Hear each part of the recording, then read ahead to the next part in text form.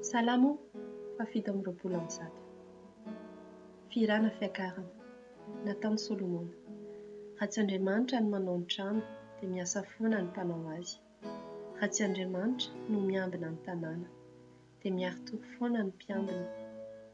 Zava-poana ho anareo ny mifoha maraina sy mialipandry ka homana ny anina azo amin'ny fahasahiranana. Izany anefa dia omeny ihany ho an'ny malalany na dia matory aza izy. Indro lova avy amin'Andriamanitra ny zanaka maro. Tamby ny ateraky ny kibo. Tahaka ny zana-tsipika eo an-tanany mahery, ny zanany fahatanorana. Sambatra izay mameno tranony zana-tsipikany amin'ireny. Tsy ho menatra ireny raha mifaly amin'ny fahavalo eo am-bavahady.